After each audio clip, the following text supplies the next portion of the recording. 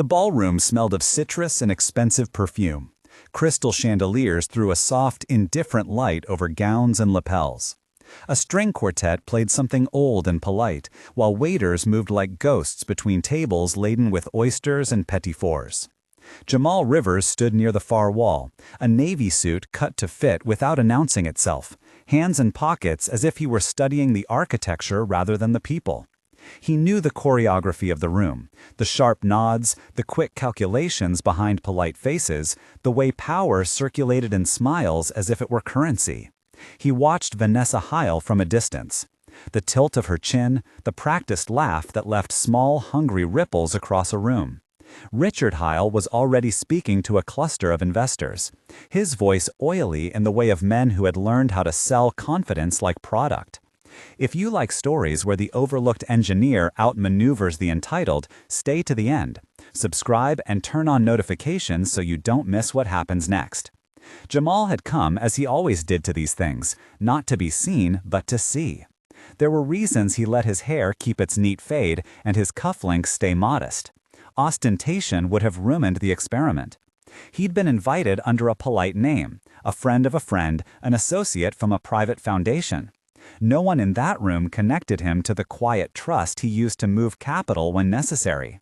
No one there knew that the company about to sign an $800 million agreement with Hale Quantum Systems had, 2 months earlier, passed into a fiduciary structure he controlled, a purchase arranged through offshore counsel and a chain of shell entities whose names meant nothing on a guest list. He preferred it like that. Vanishing into the current of applause, Jamal observed. The small cruelties in the room arrived as glances. A hand too brisk on his shoulder as a joke. A subtle rearrangement of distance when he moved closer. A chorus of subtle, shared assumptions that folded around him like a net. Vanessa noticed him, and the way she noticed people was a performance. Precision charm, then a tiny subtraction of warmth so the witness would feel the space where warmth should be. When she passed him near the bar, she laced her voice with an acid sweetness. "Do you have a name, sir, or are you part of the furniture tonight?" she asked, smiling in a way meant to identify him as a lesser thing. There were laughs that were not kind. Some recorded in the polite way guests record anything, a note to file later. Jamal only watched the wine glass in Vanessa's hand tilt, the deep red catching the light. He saw the calculation in her features, as if she had announced a verdict. She moved closer, deliberately close, and in that minute a thread pulled taut across the ballroom. Someone raced a camera phone without meaning to announce it. Phones are always ready in these rooms, small mirrors of judgment. Vanessa's hand found his shoulder with a touch that exaggerated familiarity. "He's probably one of those boarding school philanthropists," she said, loud enough for the circle to hear. "You know the type, always standing in corners pretending to read the wallpaper." The laughter moved like a current. Jamal felt, very briefly, the coarse presence of strangers' assumptions, as if a draft had passed through his chest. Then the glass slipped. It might have been an accident in another life, just a folly. Here it carried a narrative. The wine arced, a perfect small comet of red, and landed across the front of Jamal's suit. It didn't smear like a spill. It painted, saturated dark, and for a second, all sound stopped. An odd, thin quiet that lives only at the exact moment the world is surprised. Gasps followed. Phones snapped open like compacts. Someone's laugh tried to find the right key, but failed. There was a smell of iron and people leaning in to see. Vanessa's eyes flared in performance, shock, false contrition, a little theatrical worry, and then a look that betrayed the intent. She had aimed, whether with malice or sheer hunger for spectacle. She made the smallest of apologies that functioned as accusation. "Oh my God, I'm so sorry. Let me—" Her fingers hovered, theatrical, then withdrew. The message hung. You should not be here. Jamal's first instinct was to unclench, to avoid escalating. He let his shoulders drop. He did not touch the stain. He stepped back, then to the side, as if the wine had never been poured on him at all. The quiet walk away was his shield. People watched him depart, their attention snapping like a thread drawing a cloak tighter around them. Cameras hovered, a dozen clips started to spin out into the small, hungry world of feeds. Outside the ballroom, the night air tasted like rain and glass. Jamal's breath was steady. He walked through a corridor that smelled faintly of lemon oil and old money, the heels of shoes tapping a metered rhythm against marble. He passed a small club of smokers, and then the valet. No one stopped him. Not yet. His phone vibrated once, a single light signal. He checked the screen. 2 messages from a name he kept like a tool. Ops ready.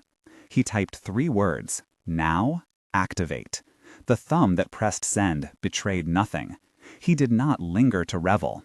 He didn't look back toward the swell of voices behind him, toward the crimson mark that had become the emblem of his supposed inferior status for the night.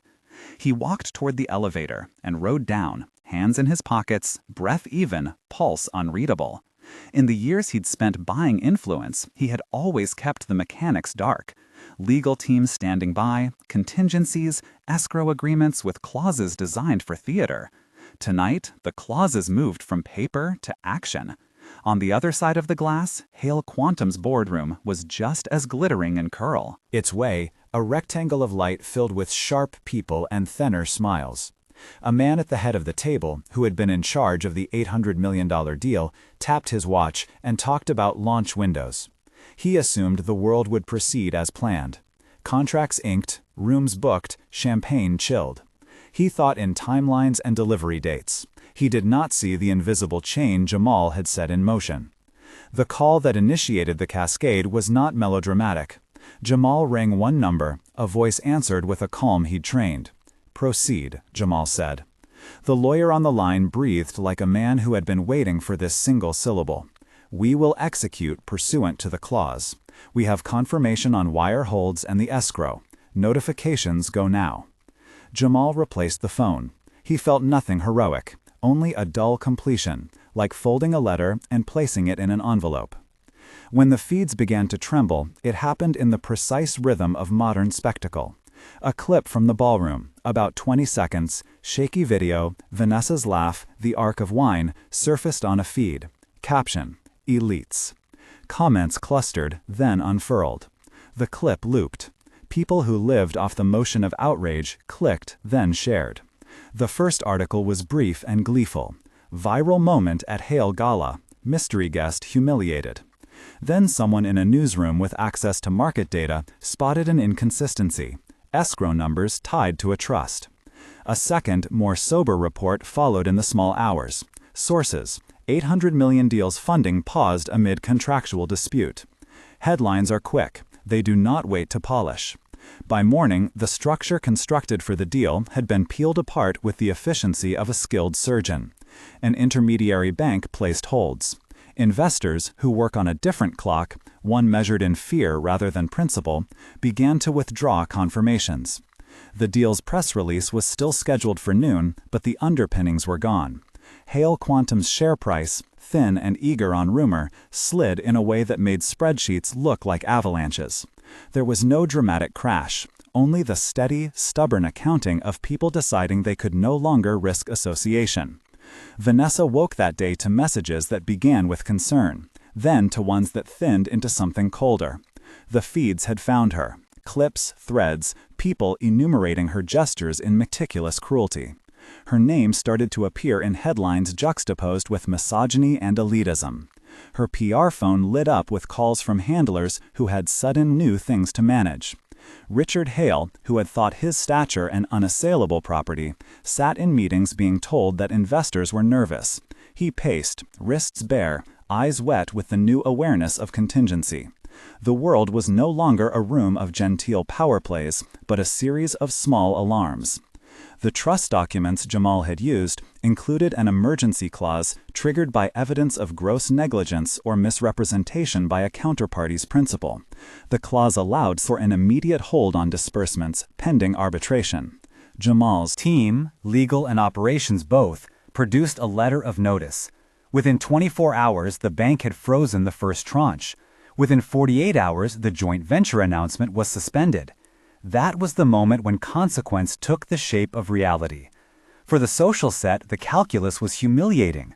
Those who had laughed at Jamal now found themselves associated with a collapsed prospect, an $800 million project now categorized in public discussion as questionable. The scale changed the moral judgment. What had been a private moment of dominance became public evidence of structural contempt. When wealth is networked, reputation is currency. Jamal had turned his private instrument into a form of price. He had not shouted, he had engineered.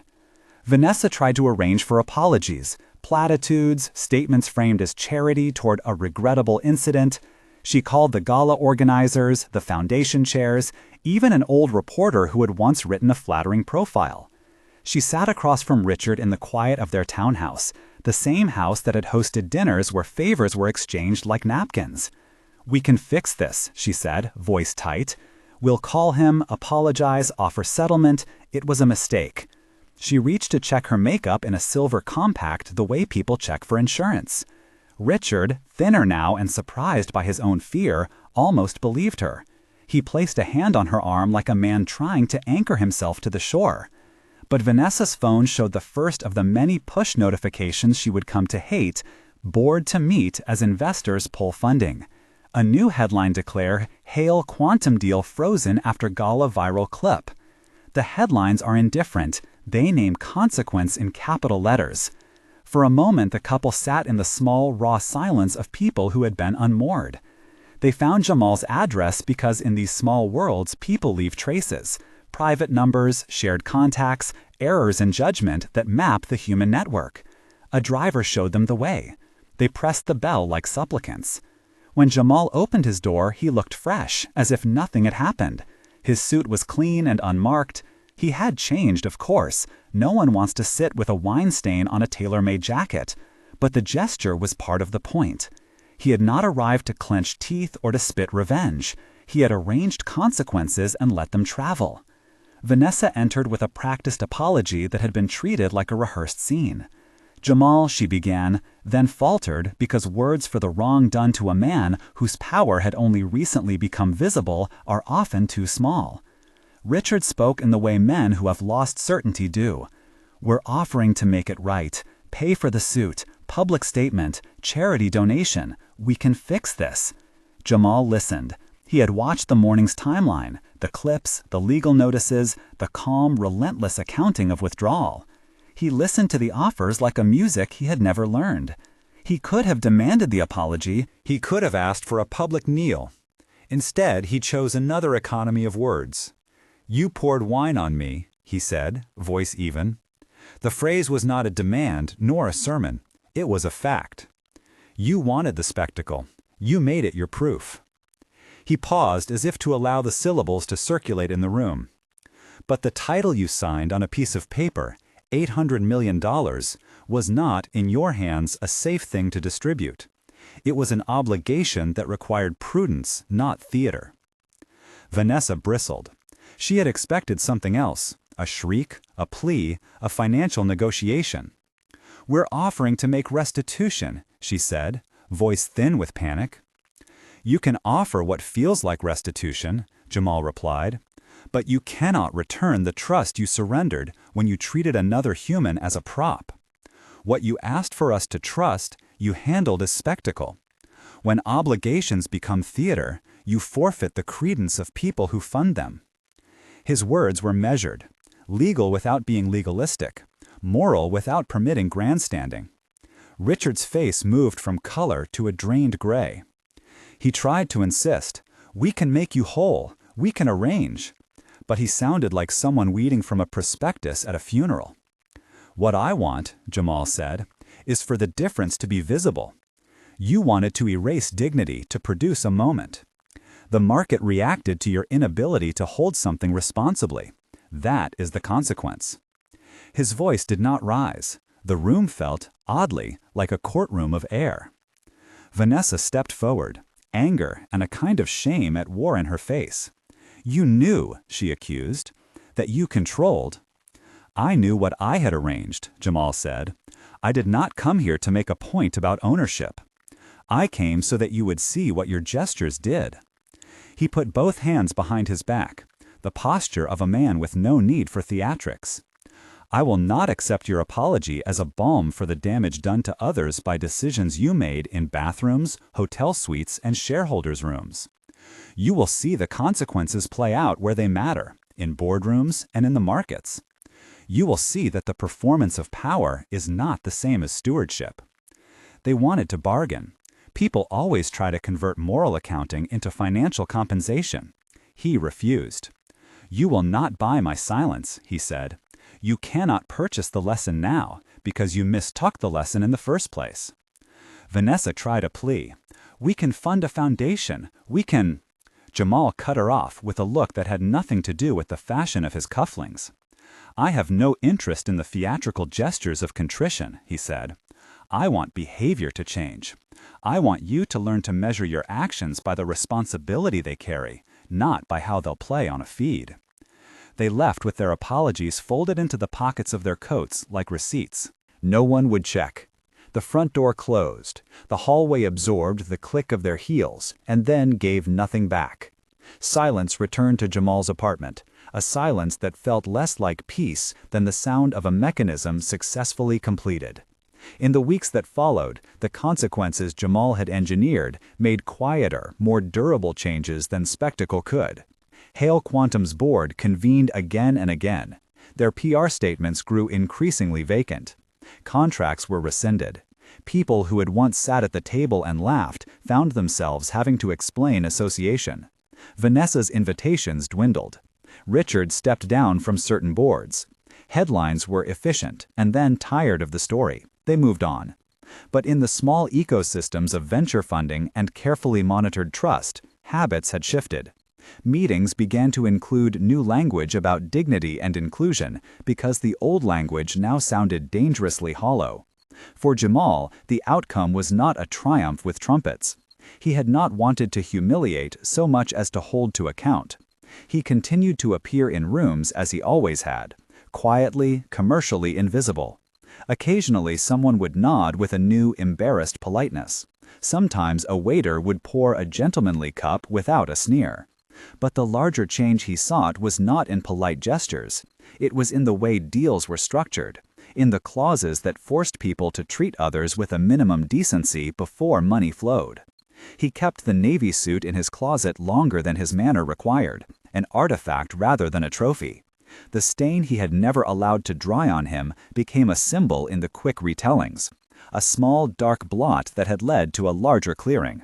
People who had cheered at his humiliation had learned, sometimes the hard way, the price of careless power. Once, months later, Jamal crossed paths with Vanessa at a charity dinner whose purpose seemed genuinely awkward. She looked at him with a restraint that had once been arrogance. They spoke in a way that the new world they both inhabited allowed, civil, certain, with little appetite for performance. Vanessa's apology, if it could be called that, was quieter than before. Jamal accepted with a nod, not because he wanted to absolve her, but because sometimes the work of an argument ends in a tidy acceptance that everyone can live with. He did not relish seeing her diminished. He had wanted only to change the mechanics. Outside, lights blinked on in high towers where deals were still drawn and redrawn. Small groups of people still practiced the art of excluding, of testing the margins of acceptable cruelty. Jamal moved through them like a low tide, patient and inevitable, preferring to reset the conditions that governed action rather than to celebrate the moment the tide turned. He had achieved restitution in the only meaningful way, by making consequence follow intent. The spectacle had been a catalyzing force. The law, the markets, and the quiet accountability he had triggered completed the correction. If this kind of reversal of power held your attention, and you want more stories where the underestimated outwit the entitled, subscribe and hit the bell so you won't miss the next turn. Leave a like if you appreciated the pace, and share with someone who likes a clean, moral flip. Thank you for reading.